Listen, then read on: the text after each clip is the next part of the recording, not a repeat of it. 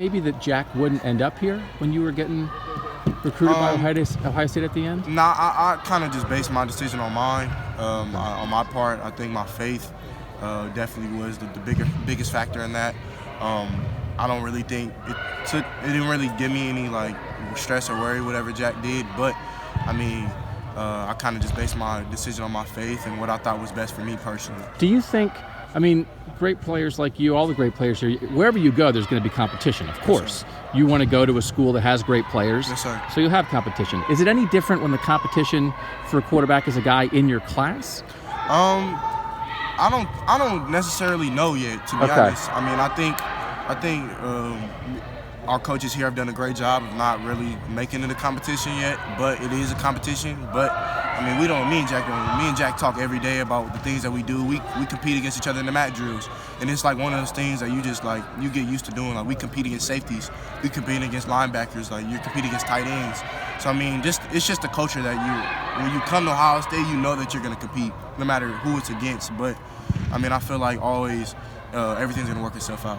Like Cardale Jones and J.T. Barrett competed here for the quarterback job, and they were like great friends. Like, do you think can you have a good personal relationship with the guy you're competing with for a job? Do you think? Most definitely. Me and Jack, I mean, we go out to eat all the time, and we chill with Trey LaRue, and we chill with Paris Johnson, and we just hang in our dorms. Me and Jack, we watched the whole Super Bowl together. It was just me and him. So like, there's little things like that people don't see, that they think that we just like argue with each other, but it's never like that. It's gonna be. I'm not worried about it, but I'm wondering sometimes if like you and Jack might feel like the media is like trying to like pit you against each other or whatever, and like it's not that we're doing that. It's just we think it's so interesting. Yeah, you know what I mean? I understand. Yeah, it's definitely it's not always. This is not normal. It's not. It's not exactly normal. And I totally understand how you got like from the outside perspective. I would understand how that would like be portrayed, and I totally respect everybody's decision, everybody's opinion. So I mean, like, with those things, I kind of just let them handle itself. And like, but we brought it up, and I don't know if it was ever brought up with you. It's like, you know, Dwayne Haskins and Joe Burrow battled here for the quarterback job, and Dwayne won it, was a first-round pick, and then Joe left and was the Heisman winner. Exactly. Like, does that go in your head even 1% at all when it's like, I mean, frankly, you both can't start at the same time, but you both could end up with great results. Yes, you know what I mean? I think everything's going to work out itself. I know on my part, like I said before, I keep my faith and my relationship with Jesus Christ and God. I always keep it. That's my first thing. So I mean, when I made the decision, God gave me that assurance. He gave me that confirmation that this was the place for me. So whatever happens, I mean, I know God has a plan for my life, and no matter what happens, I just stay true to Him and just remember that He has a plan. So. Who was the person that made the contact with you? The Ohio State coach that made the first contact with you that made you think, man, I'm interested in these guys? Coach Day. It was Coach Day. Coach Day texted me. He was the first person to actually contact me from Ohio State. I never talked to Ohio State. Never thought about going here. I kind of was just like, whatever happens. It was right before the opening where I had all the Pac-12 schools, a lot of Big 12, but I didn't have any Big 10 at the time.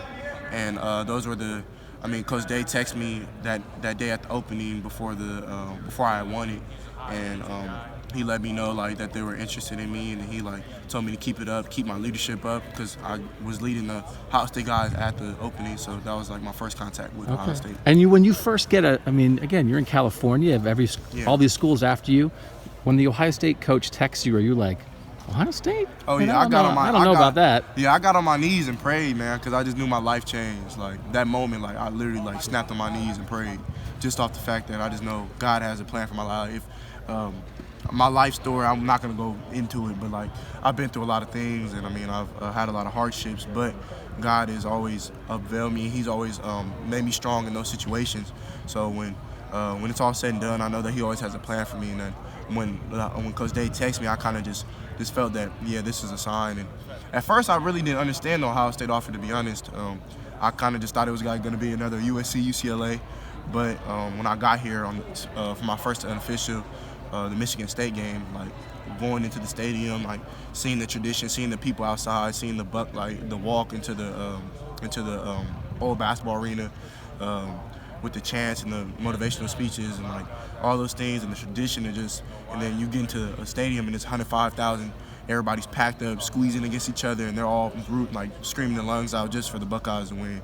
And like that's the support that I wanted in my college experience. Yeah. And I want to play in front of that so I can get ready for the next level as well. Yeah, that's a great answer, man. Thank you. So what did you know about Coach Day before that text shows up in your phone? Oh yeah, I knew Coach Day. I never thought I'd talk to him, but I knew him. I knew of him, so I knew like he was a great offensive mind. I knew that because I actually back home I work with a quarterback training called 3D QB, and the founder of that is Tom House. And I know Coach Day used to work with Tom House, and I work with Tom House's understudy, Taylor Kelly, and the other guy's named Adam. I don't know his last name, but those are the two guys that work with back home. And I mean, they work with Tom Brady, Drew Brees, and I know Coach Day knows a lot about it. And that's one thing that I think he liked about me is that I work with them like almost every week. And I think that's actually got me ready to throw with like the best. Very cool.